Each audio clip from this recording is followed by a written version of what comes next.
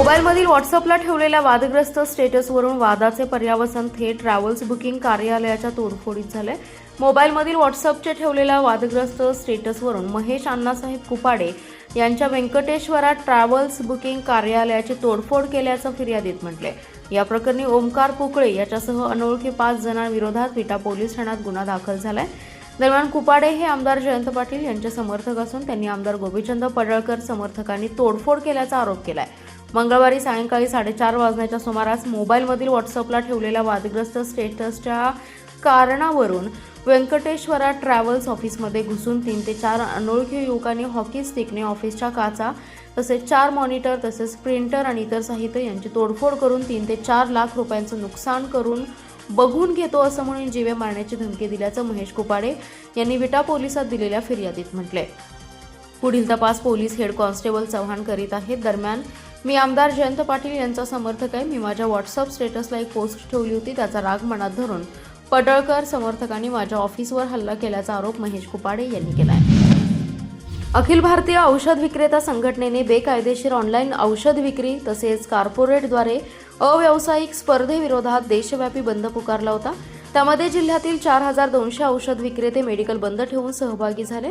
बेकायदेशीर ऑनलाईन औषध विक्री बंद करण्याच्या प्रमुख मागणीसाठी जिल्हाधिकारी कार्यालयावर मोर्चा काढण्यात आला। मोर्चात मोठ्या संख्येने औषध विक्रेते सहभागी झाले होते। महिलांचाही लक्षणीय सहभाग होता। विश्रामबाग येथील क्रांतिसिंह नाना पाटील पुतळ्यापासून जिल्ह्यातील केमिस्ट अँड ड्रगिस्ट असोसिएशनच्या मोर्चाला प्रारंभ झालाय।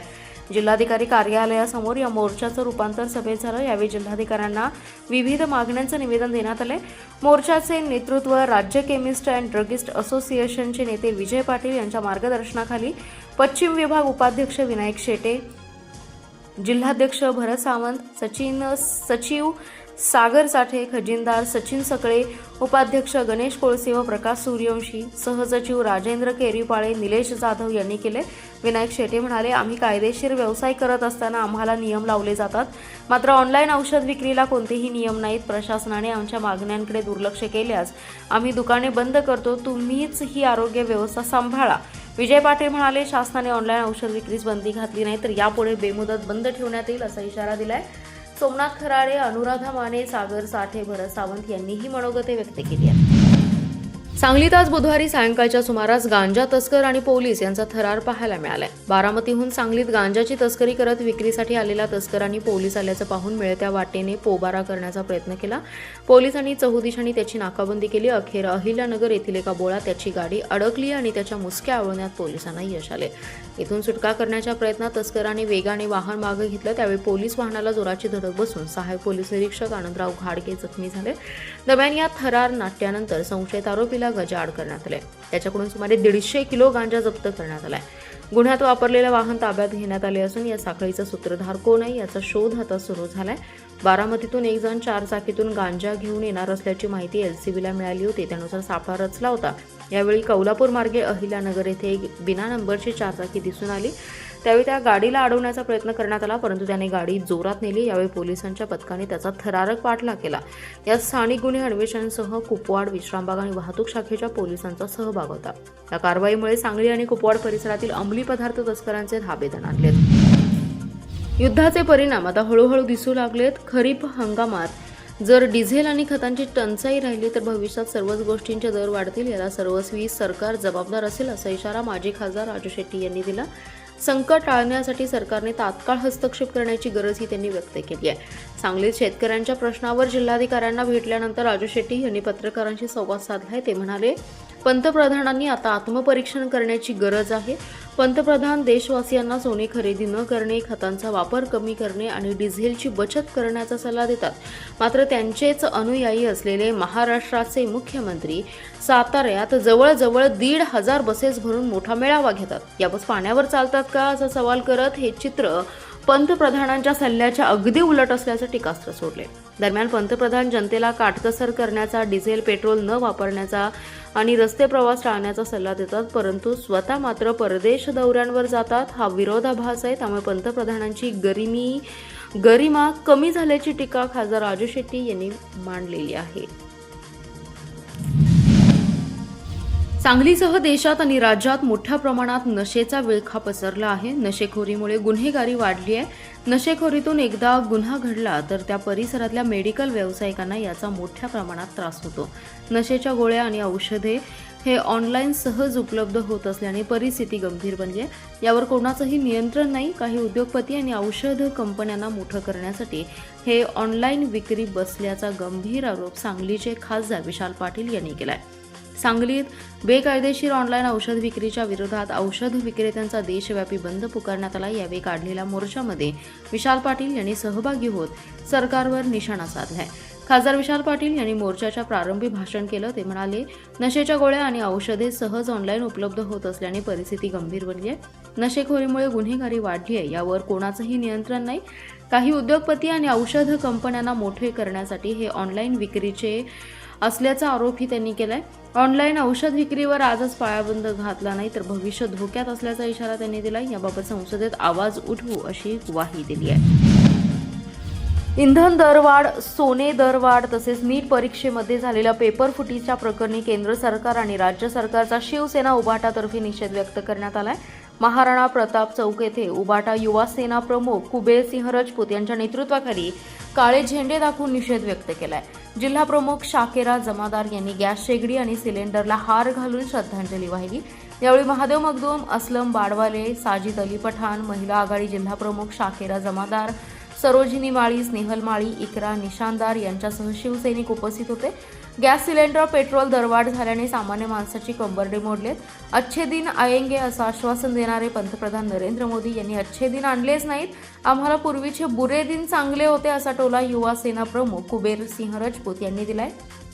गॅस काळाबाजार दरवाढ यामुळे सामान्य माणसाला रांगेत उभे राहण्याची वेळ या केंद्र सरकारने राज्य सरकारने आणली आहे. दरवाढ निर्णय मागे घेतला नाही तर तीव्र आंदोलन करणार असा इशाराही त्यांनी दिला. मिरज तालुक्यातील नांद्रे येथील रेल्वे प्रकल्पग्रस्त शेतकऱ्यांचा प्रश्न तातडीने प्रशासनाने सोडवण्याची गरज आहे. विकासाला आमचा विरोध नाही, मात्र सर्व कायदे धाब्यावर बसून रेल्वे प्रशासन शेतकऱ्यांवर अन्याय करत असेल तर स्वाभिमानी संघटना गप्प बसणार नाही असा निर्वाणीचा इशारा माजी खासदार राजू शेट्टी यांनी दिलाय. नांद्रे येथील शेतकऱ्यांच्या प्रश्नावर जिल्हाधिकारी कार्यालयात बुधवारी बैठक झाली. यावेळी माजी खासदार शेट्टी बोलत होते. राजू शेट्टी म्हणाले, जिल्हाधिकारी मैना घोष यांनी लवकरच सक्षम रेल्वे अधिकाऱ्यांसमवेत विशेष आढावा बैठक आयोजित केली पाहिजे. तसेच प्रकल्पग्रस्तांचे प्रश्न सोडवण्यास प्राधान्य दिलं पाहिजे. स्वाभिमानी शेतकरी संघटनेच्या पदाधिकाऱ्यांनी प्रकल्पग्रस्त शेतकऱ्यांच्या व्यथा मांडल्या. गेल्या 6 ते 7 दिवसांपासून शेतकरी आंदोलन करत पाण्यात बसून असल्याने त्यांच्या आरोग्यावर गंभीर परिणाम होत असल्याचं सांगण्यात आलंय. जिल्हा कार्याध्यक्ष संदीप राजोबा यांनी तातडीने आढावा बैठक घेण्याची मागणी करत प्रशासनाने आता केवळ आश्वासन न देता ठोस निर्णय घ्यावा अशी भूमिका मांडली. यावेळी स्वाभिमानीचे जिल्हाध्यक्ष सूर्यकांत मोरे, युवा आघाडीचे अध्यक्ष संजय बोले, विश्वास कोळी, भास्कर कदम, जगन्नाथ भोसले, संदीप चौगुले, सम्मेत पाटील, अभिजित पाटील, सचिन वाडकर, दस्तगीर मुजावर यांच्यासह नांद्रे वसगडे येथील मोठ्या संख्येने प्रकल्पग्रस्त शेतकरी उपस्थित होते. आखाती देशात सुरू असलेल्या युद्धाचा परिणाम शेतकऱ्यांवर होताना दिसतोय. सध्याची वेळ ही शेतीच्या मशागतीची आणि खरीपाच्या हंगामासाठी शेत तयार करण्याची आहे. जशी आधुनिक अवजारांच्या सहाय्याने शेतीच्या कामांना सुरुवात झाली तसेच शेतकऱ्यांचे कष्ट कमी झाले होते.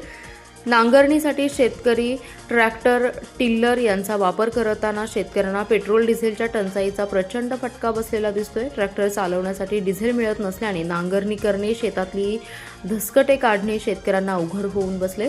त्यात यंदा मान्सून वेळेवर म्हणजे 6 ते 7 जूनला महाराष्ट्रात येत असल्यामुळे खरीपाच्या हंगामासाठी यापूर्वी शेत तयार करणं आवश्यक आहे. डिझेल मिळत नसल्याने शेतकऱ्यांना ट्रॅक्टर, टिल्लरच्या वापरावर आपोआपच मर्यादा येत आहेत. नाईलाजाने बैलजोडीच्या सहाय्याने त्यांना नांगरणी करावी लागते. पूर्वीप्रमाणे आता घरटी बैलजोडीही नसल्यामुळे शेतकऱ्यांना आता नांगरणीसह इतर मशागतीची कामे करणं अवघड झाले. गावात 2 ते 4 शेतकऱ्यांकडे बैलजोडा उपलब्ध असल्याने त्यांनाही बरीच मागणी आली आहे. शेतकऱ्यांना आता पुन्हा शेतीच्या कामासाठी बैलावर अवलंबून राहण्याची वेळ या डिझेल पेट्रोल टंचाईमुळे आली आहे. शिराळा तालुक्यातील खरीप हंगामातील भात पिकाच्या पेरणीस जागोजागी सुरुवात झाली आहे. ही पेरणी यावर्षी रोहिणी नक्षत्राच्या काहीशी लवकरच होतीये. या पेरणीसाठी कृषी दुकानातून मिळणाऱ्या भाताच्या संकरित बियाणांनाच शेतकऱ्यांची पसंती अधिक मिळते. शिराळा तालुक्यात खरीप हंगामातील प्रमुख पीक हे भात आहे. प्रतिवर्षी शेतकरी मे महिन्याच्या मध्यावर भाताची धुळवा पेरणी करतात. या अगोदर शेताच्या पूर्व मशागती केल्या जातात.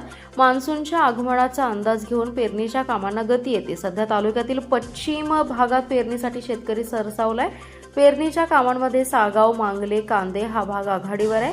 भाताच्या पेरणीसाठी कृषी दुकानामधून रत्ना 1, रत्नागिरी 24, कोमल, बासमती, इंद्रायणी, YSR, मधुमती, पार्वती 48, कौशल्या, श्वेता 43, शुभांगी, अजिता, वाडा कोलम, सुप्रीम सोना अशा विविध जातीची भात बियाणी उपलब्ध झाली आहेत. शिराळा तालुक्याच्या पश्चिम भागात शिराळी, मोठे दोडके, जिरेसाळी, चिरमुरे, वांड्र, टायसन अशा अनेक जातीची देशी बियाणी अजूनही टिकून आहेत. शेतकऱ्यांनी या बियाण्यांची पारंपरिक पद्धतीने साठवणूक केलेली आहे. सध्या शिवारात कुरीच्या साह्याने धुळवा पेरण्या केल्या जातात. यासाठी मनुष्यबळाचा तसेच बैलजोड्यांचा वापर केला जातोय. अनेक ठिकाणी अत्याधुनिक पेरणी मशीनच्या साह्याने भात पेरले जात आहेत. सागाव, मांगले भागात पेरलेल्या भात वाफ्यात पाणी सोडलं जाते. जिल्हा परिषदेत तब्बल 7 ते 8 तासांच्या बैठकीनंतर आरोग्य कर्मचाऱ्यांच्या बदल्यांची प्रक्रिया पूर्ण झाली. सर्वच कर्मचारी सोयीच्या बदलीसाठी आग्रही होते. मुख्य कार्यकारी अधिकारी विशाल नरवाडे यांनी नियमांवर बोट ठेवत ठाम भूमिका घेतली. त्यानंतर बदल्यांची प्रक्रिया मार्गी लागली आहे. दरम्यान महिला व बालकल्याण विभागातील 6 कर्मचाऱ्यांच्या बदल्या झाल्या. आरोग्य विभागात 10% प्रशासकीय बदल्या आणि 5% विनंती बदल्या झाल्या. प्रशासकीय बदलीसाठी 11 औषध निर्माण अधिकारी पात्र होते. त्यातील 6 जणांच्या बदल्या झाल्या. विनंती बदलीसाठी 6 जणांचे अर्ज आले होते. त्यातील 5 जणांच्या बदल्या करण्यात आल्या. प्रशासकीय बदलीसाठी 35 पुरुष आरोग्य सहाय्यक आणि 29 महिला आरोग्य सहाय्यक पात्र होते. त्यातील 11 पुरुष कर्मचारी आणि 7 महिला कर्मचाऱ्यांच्या बदल्या झाल्या. विनंती बदल्यांमध्ये 19 पुरुष आणि 5 महिला कर्मचाऱ्यांचे अर्ज होते. त्यापैकी 5 पुरुष आणि 3 महिला कर्मचाऱ्यांच्या बदल्या करण्यात आल्या. आरोग्य सेवक संवर्गात 16 पुरुष आणि 42 महिला कर्मचारी विनंती बदल्यांसाठी पात्र होते. त्यातील 12 पुरुष कर्मचाऱ्यांच्या आणि 26 महिला कर्मचाऱ्यांच्या बदल्या झाल्या. विनंती बदल्यांमध्ये 23 पुरुष आणि 28 महिला कर्मचाऱ्यांचे अर्ज होते. त्यातील 4 पुरुष कर्मचाऱ्यांच्या बदल्या पूर्ण झाल्या. मात्र एकाही महिला कर्मचाऱ्याची बदली नाही. एकूण 62 कर्मचाऱ्यांच्या प्रशासकीय आणि 12 कर्मचाऱ्यांच्या विनंती बदल्या झाल्या. महिला व बालकल्याण विभागात 1 कर्मचाऱ्याची प्रशासकीय आणि 5 कर्मचाऱ्यांच्या विनंती बदल्या करण्यात आल्या. जिल्ह्यातील इंधन तुटवड्याचा फटका आता महापालिकेच्या घंटागाड्यांना बसत आहे. घंटागाड्यांना देण्यात येणारं डिझेल आता 25 लिटरवरून 10 लिटर केले. त्याचा परिणाम आता कचरा उठावावर होण्याची दाट शक्यता आहे. जिल्ह्यात इंधनाचा तुटवडा जाणवतोय. पेट्रोल डिझेलची टंचाई आता भासू लागली आहे. अनेक पेट्रोल पंपांवर रांगा लागतात, पण 4 तासात पेट्रोल देखील संपते. या इंधन टंचाईचा परिणाम महापालिकेच्या रिक्षा घंटागाड्यांवर होऊ लागलाय. घंटागाडीची टाकी आधी पूर्ण भरून दिली जात होती, मात्र आता गेल्या 20 दिवसांपासून एका वेळी 10 लिटर डिझेल दिलं जातं. कमी इंधन मिळत असल्याने वारंवार पेट्रोल पंपावर जावं लागतं. त्या ठिकाणी अनेकदा स्टॉक नसल्याने माघारी फिरावं लागतं.